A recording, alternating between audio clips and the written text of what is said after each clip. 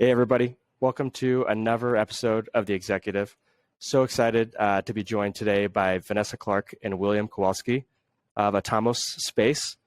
Atomos is doing really awesome and interesting work in space and making space more dynamic and sustainable in the form of orbit transfer vehicles and moving satellites from one orbit to another.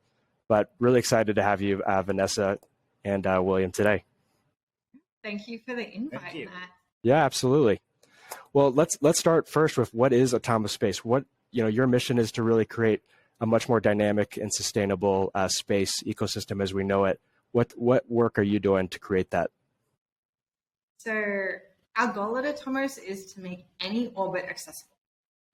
So obviously there's been a lot of development in launch vehicles, with new launch vehicles coming online, costs dropping, but they're really only reducing the cost to get satellites into very specific orbits in low Earth orbit. It still remains really expensive to go to some very specific orbits or higher or more energetic orbits like geostationary Earth orbit, cislunar space, or beyond.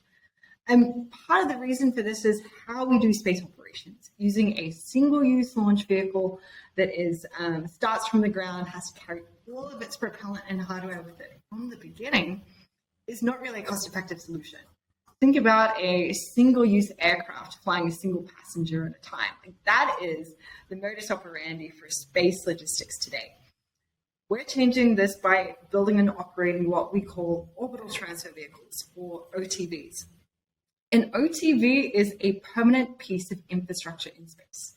Our systems are launched once and then stay in space.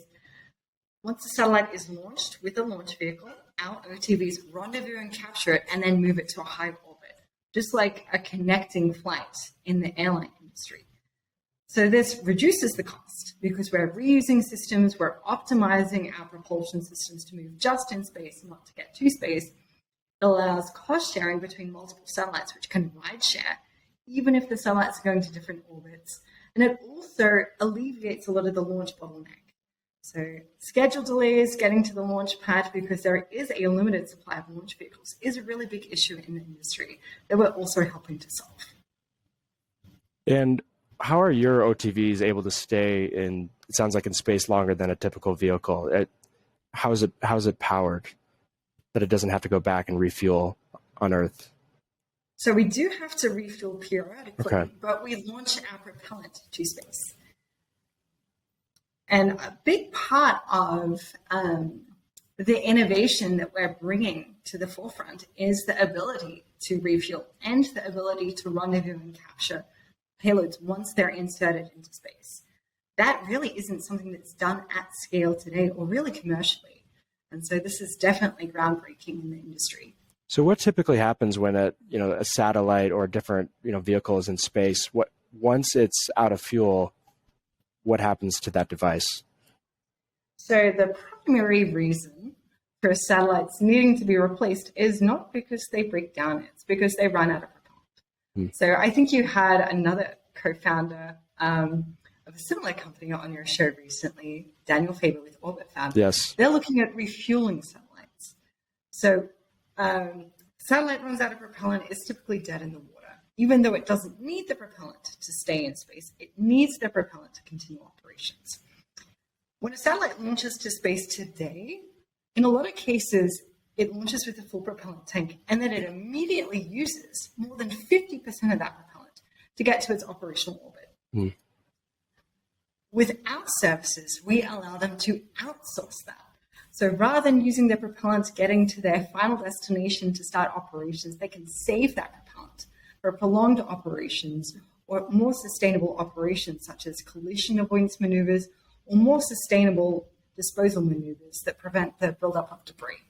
When you think about why that is, so we think of space, things just float around and orbit the planet, but there's a lot of forces acting on them. And satellites need to be in a very specific place, pointing in a very specific direction to work as designed. And as they're orbiting, the gravity from the moon is affecting them. Even the light from the sun, the solar pressure is affecting where the satellite is. And it's pushing it, moving it into new directions. So the satellite constantly has to use propellant to make sure it's staying in place, or the vernacular in the industry is station keeping. Yeah. And so how long will a satellite that's typically in orbit be in orbit versus once with your technology and able to move it to a different orbit, it needs less propellant. How much extra life does that give it? So a really good example, satellites in geostationary Earth orbit. Now they would never, after tens of thousands of years, they may deorbit, but geostationary Earth orbit is a single ring around the Earth that is currently really hot at the stage. So once a satellite in that orbit starts to run out of propellant, it has to move to make way for another satellite to come take its place. The propellant required to do that end-of-life maneuver is equal to about 6 months of operation or tens of millions of dollars in revenue. So every time a satellite needs to save propellant for an end-of-life disposal mission, there is such a big opportunity cost in terms of lost revenue. An end-of-life disposable mission, what is happening there? Is it just getting out of the orbit, essentially? It's just pushing itself out of the way and just into basically a trash dumpster going around Earth? Yeah, pretty much in geostationary Earth orbits, that kind of trash orbit is above. So you move the satellite up into what is called the graveyard orbit. And that's where it sits and hangs out for a very long time, out of everybody's way. So is it just a natural thing that everyone has established that this is the graveyard orbit? Once something's done, they push it into that area, just like we do with any trash on Earth. We put it into a certain place. It's no different in space. Yeah, exactly. Yeah, and you would think, well, that doesn't sound very sustainable, and eventually we're going to have an issue with this. But it's also why we are doing what we're doing, because until services like ours exist, there really isn't another way to solve that. So as Vanessa mentioned, it requires 6 months of station keeping propellant to go up. It would require a significant amount of years of station keeping propellant to say, well, we're going to deorbit it into the atmosphere, to the point of it might not even be possible. It doesn't have enough propellant even from its start of life to do that kind of maneuver. Enter Atomos. We could actually rendezvous with it, and we have significant maneuverability capabilities and do something a little bit different than has been the normal. Yeah, I think one really great analogy that I like to share is that a satellite is essentially just an antenna or a camera or a computing device in space.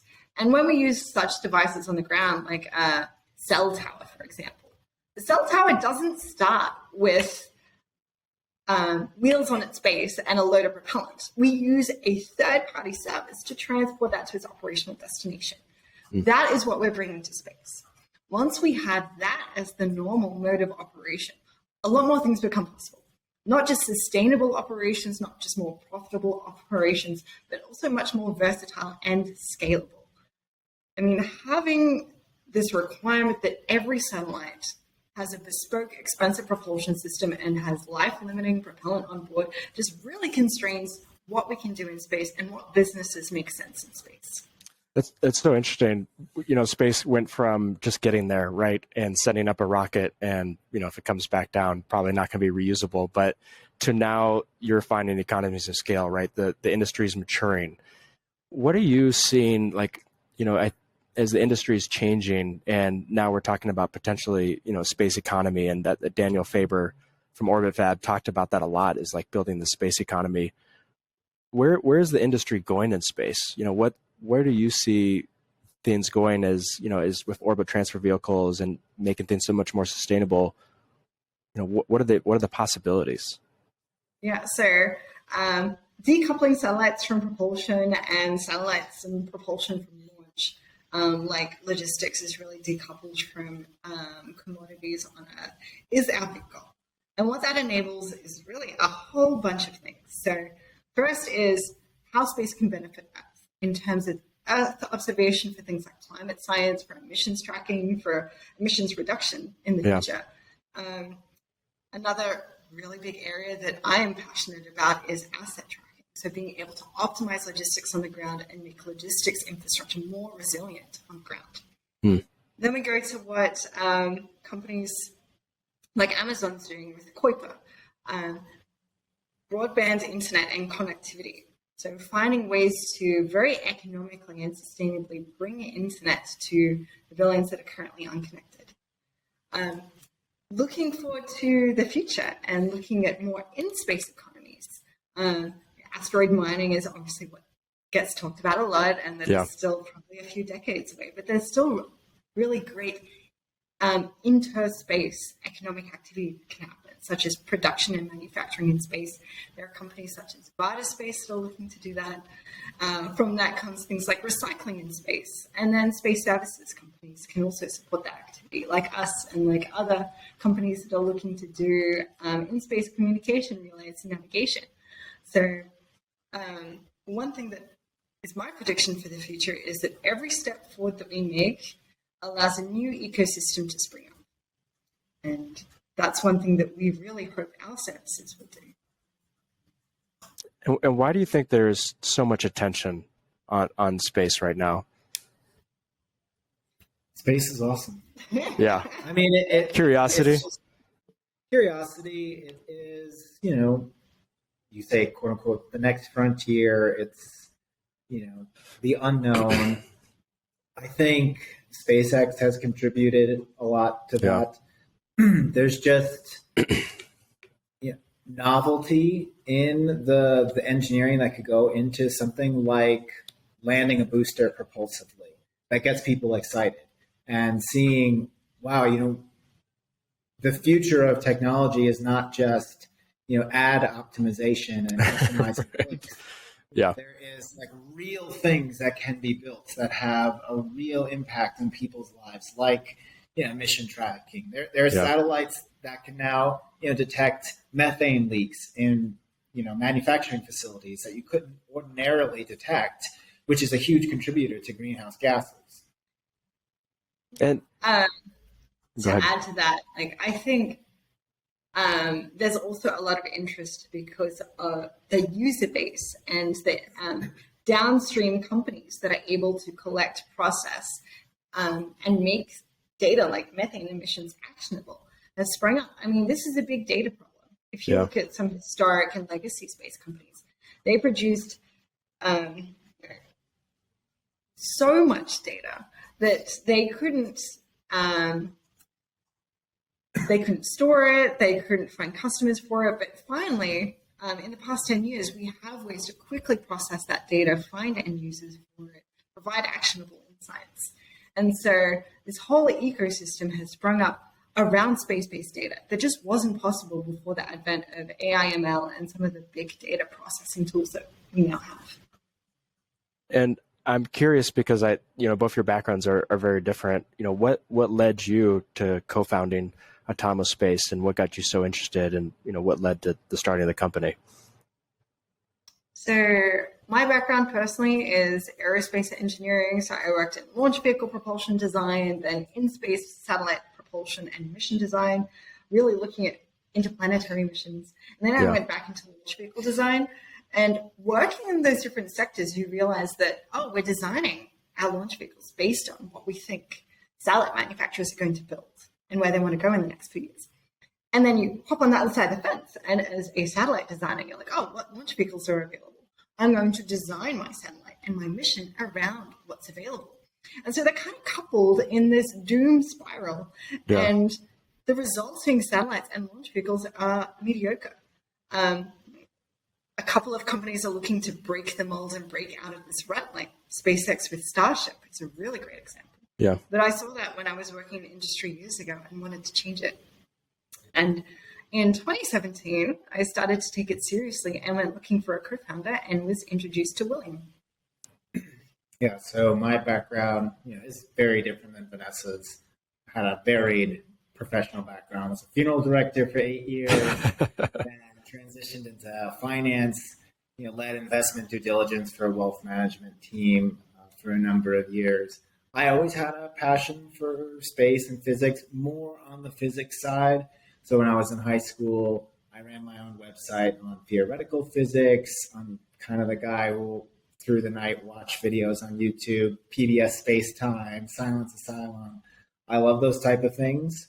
I just professionally went in a different direction. So when Vanessa and I were introduced to each other, she was looking for someone who had more of a business background because space is very capital intensive. It does require a lot of funding, smart use of money. Where are we allocating resources? And I said, I'm still young. It's a great opportunity. Why not try it and kind of make a foray into something I've always had a passion for? I feel like it'd be a whole nother podcast to talk about how you had a space website, but ended up being a funeral director. But we'll save that for another time. But it is really interesting, hearing how you wanted two very different backgrounds to co-found the company. And what's happening in space too is this, sustainability as a company, right? And you have to make money somehow. And so it used to be just grants, right? You could only get a grant from NASA, and now there seems to be a lot more capital flowing in. Where is that, are companies starting to see, or, not companies, but, VCs seeing a really huge opportunity now because of SpaceX, of how big companies can be that are actually just focused on space, and there's a lot more capital available than there used to be for startups? Yeah, so I would say, SpaceX certainly started that trend, showing that there is money to be made in space. That there's certainly a commercial market, or you can be a commercial player in space. And then even in recent years, I'll put kind of their success aside, but like the SPAC interest has certainly created a lot of exits for space, which has historically been the issue with venture funding. It's, other than getting acquired by Lockheed, Northrop, Raytheon, really, where is the end state for a space startup? But now we have a number of new space companies, Planet, Spire, Rocket Lab, Astra, who are all trading on the exchange and, giving more lifeblood to the industry and to funding for companies like ours. And now even with those companies on the exchange, there's people that are willing, retail investors too, right, to invest in those companies and believe in the long term, where before I don't think there's probably enough visibility for that to happen. Yeah, absolutely.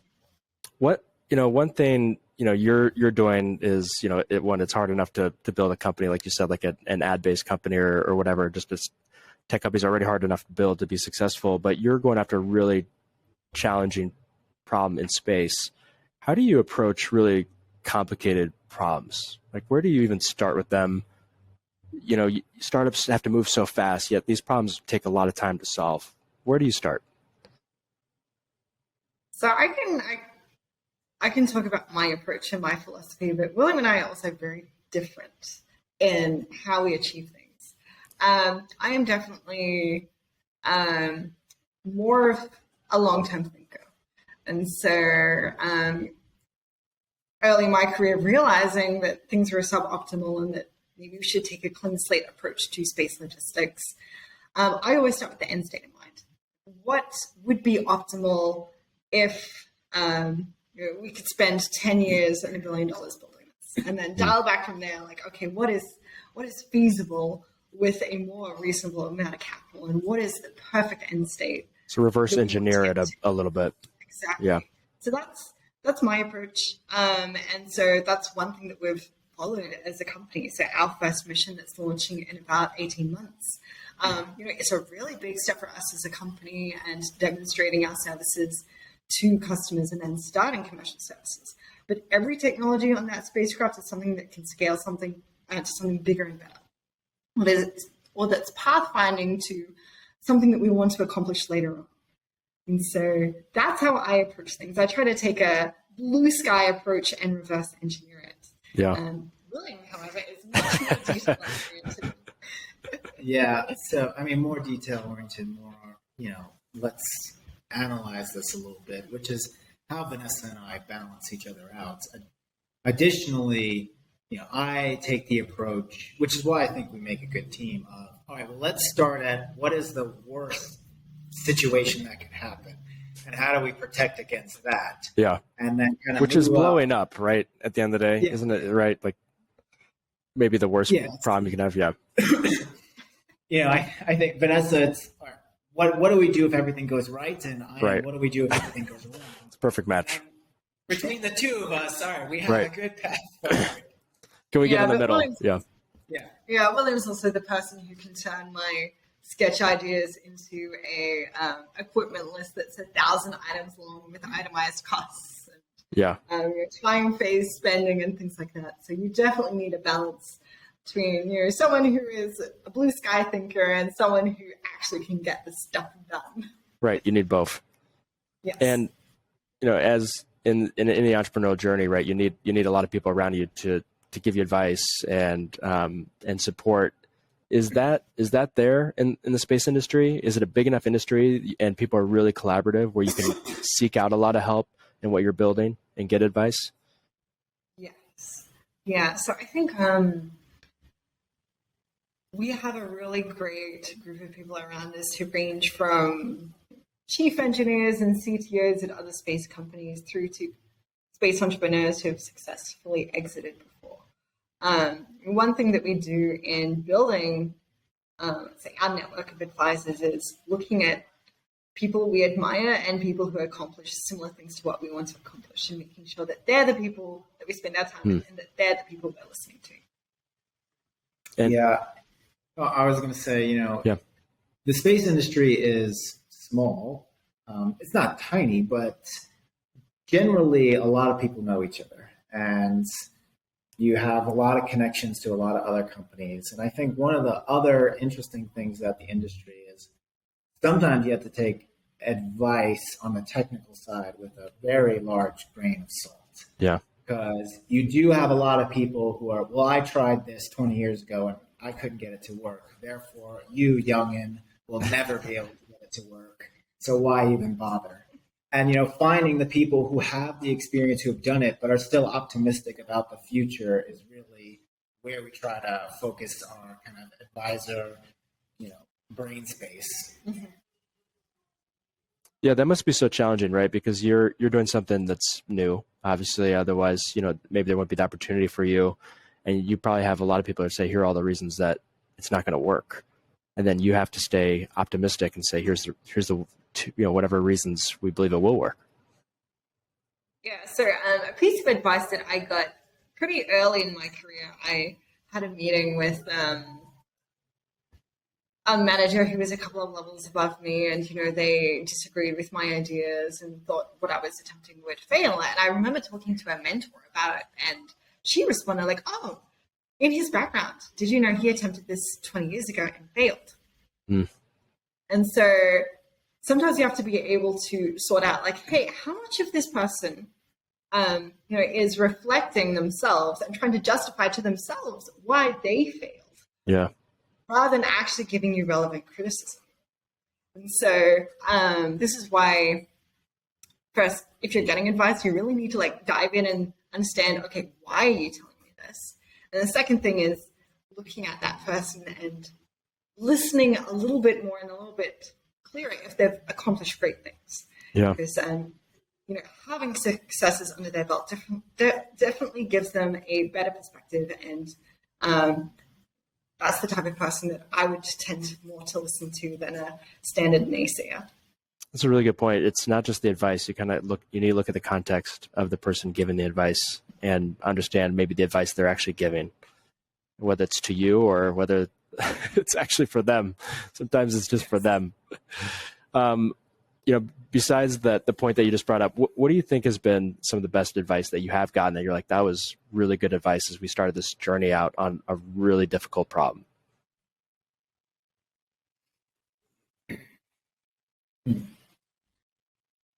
you have an answer? Well, my answer was exactly that. Learning when to accept advice, because you will get overwhelmed by it. Another... Go ahead. I say, another thing that I think any startup founder is told really early on and is hammered into them is to listen to your customers. And so going out and talking early to customers, really deeply understanding their pain points is critical. in terms of our entrepreneurial journey and building a business that's going to be sustainable? Yeah. So I would say two things. One is highly tactical, but the first one is, just learning to be comfortable with making definitive decisions as quickly as possible. Yeah. I mean, we just have to say, all right, this is what we're going to do, and we're going to go forward, and just learning how to do that cycle faster and faster. And I never truly appreciated the whole idea of decision fatigue until running a company. So being in a startup, and it's a real thing. By the end of the day, at the end of the week, it's just, I don't care. Somebody just deliver me food tonight. Right. I don't want to make another decision.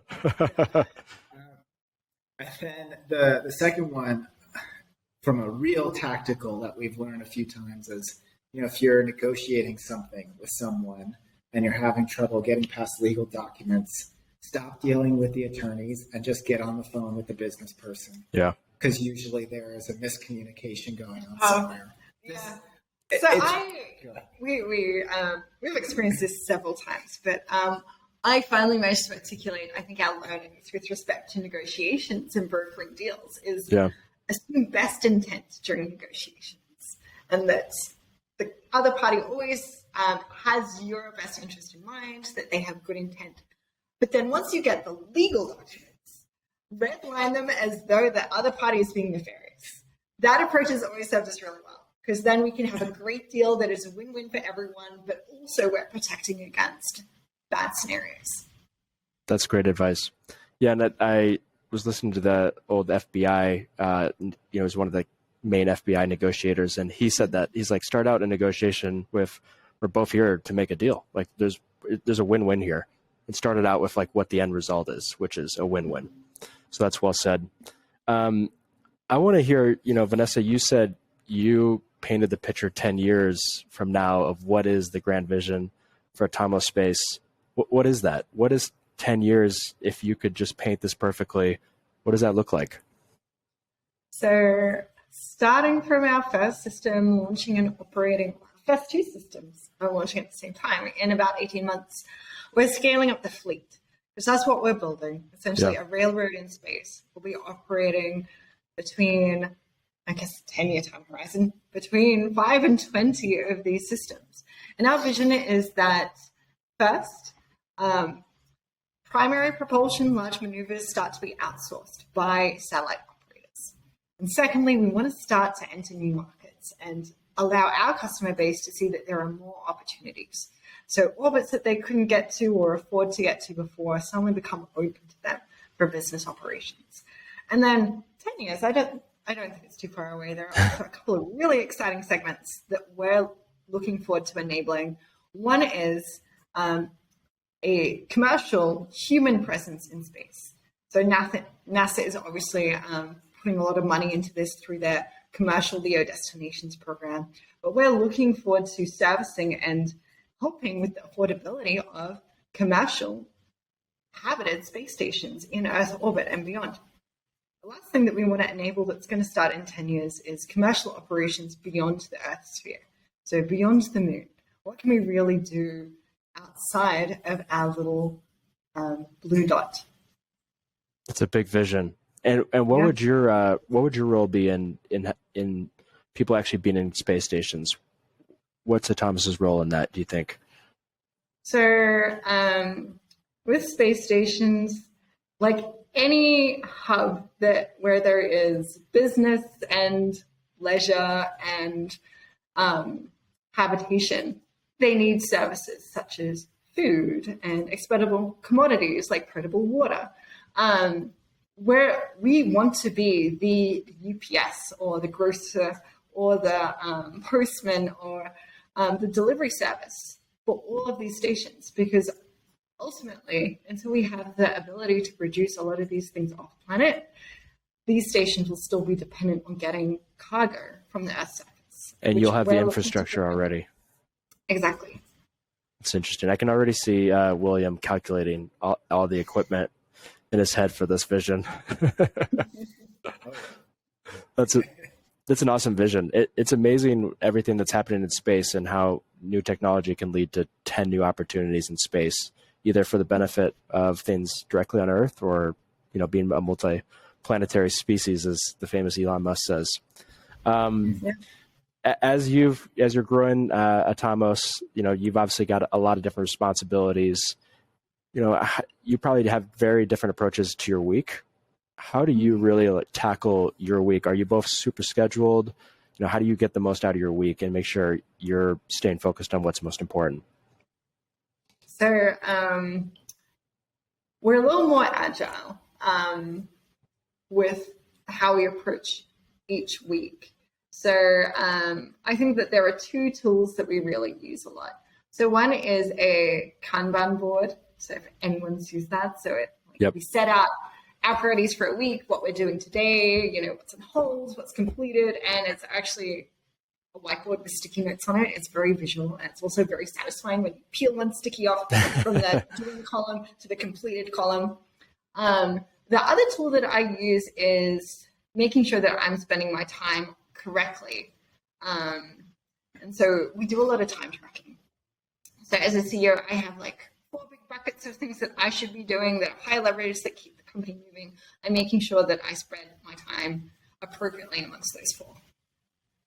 Yeah, I mean, for me, because as a COO, my day-to-day is a little bit more tactical, and I like to say I'm more of the firefighter of the company. So it's generally figuring out solutions to more immediate problems, paying this person, making sure we're getting money here.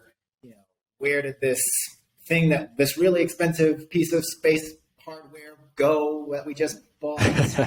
Getting it into the country it's currently stuck in, customs, and so I manage a lot of my day through my email. I have a very systematized way. I'm very in certain folders. I've written a lot of my own code, so I can just do it from my keyboard, and things get moved to this email has to get done tomorrow, and this one is this week, and I'll write emails to myself on do this thing tomorrow, or here's things I have to do in the morning.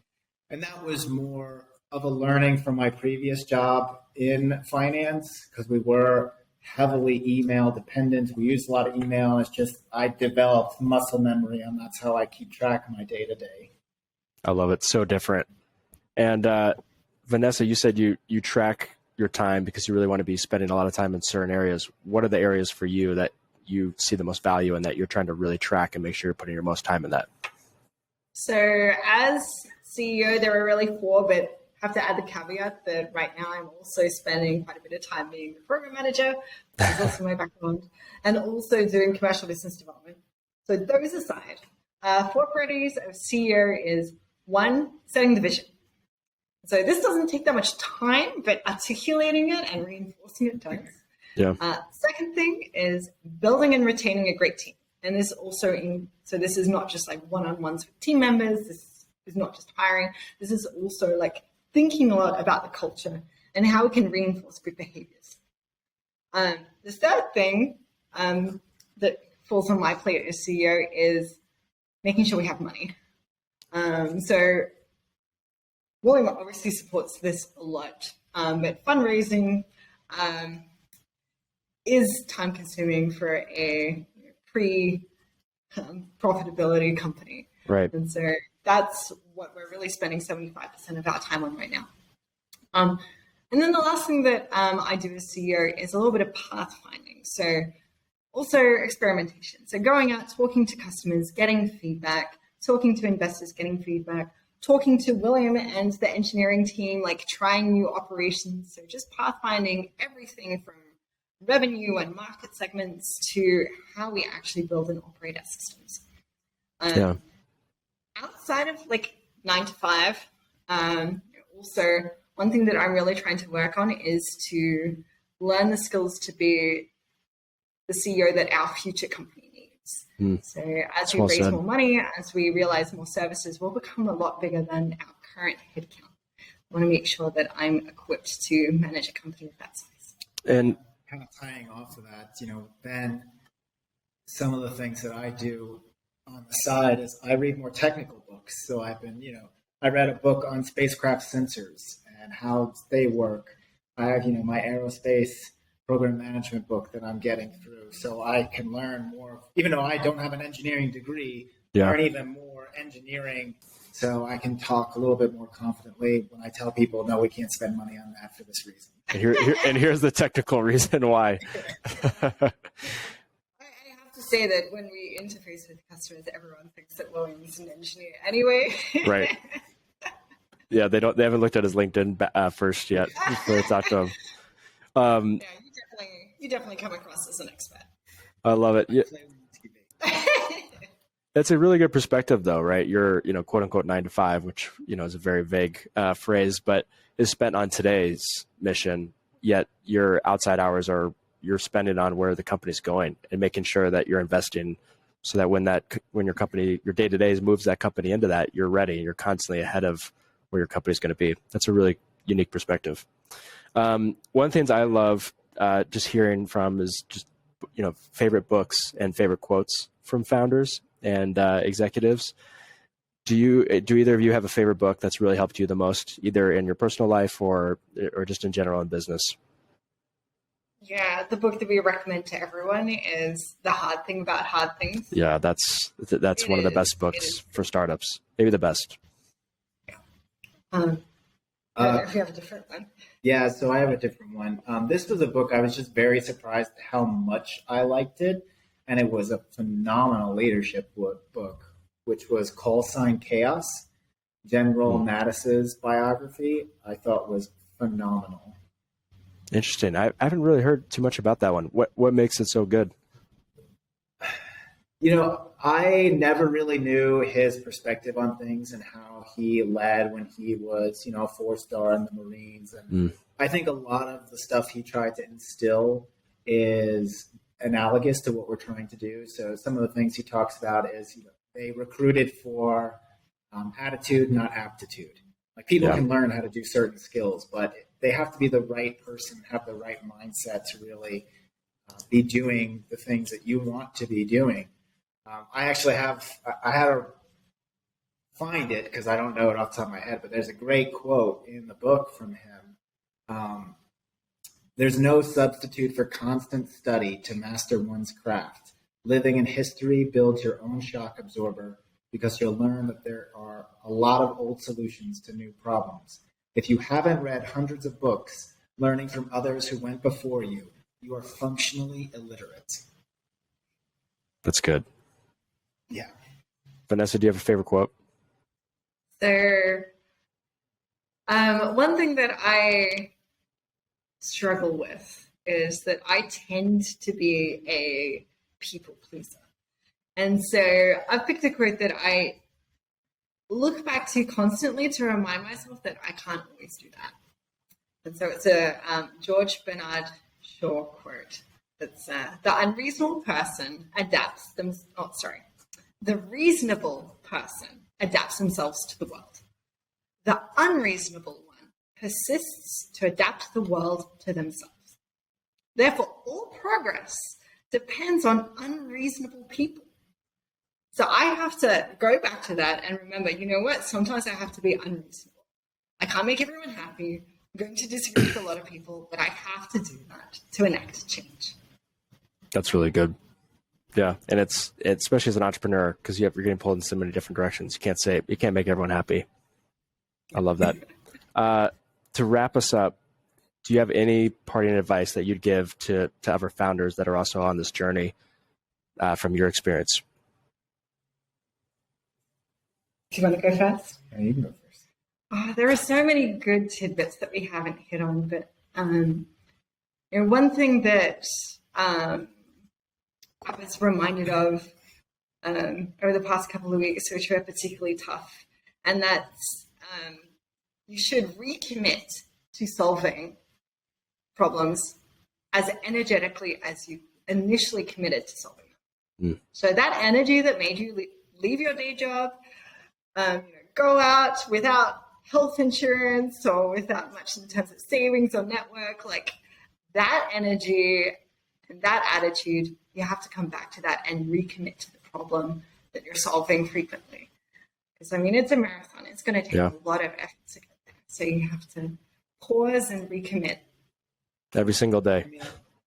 I think this is, common saying, but, I think it's really important. And it's something we've done quite a few times at Atomos, but you have to be in love with the problem, not the solution.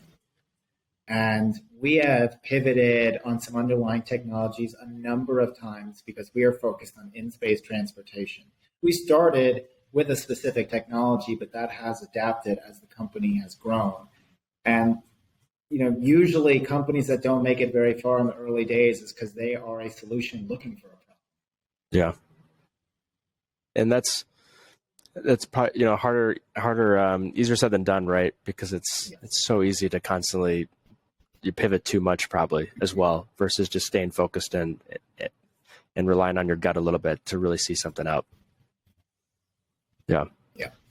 Well, that's awesome. That's great advice. And it's just been awesome having both of you on. It's so interesting to hear about the work you're doing in space. And it's cool to highlight too, more than just what space is becoming, right? It's more than just rocket ships going up, once or twice a year or even less than that it used to be.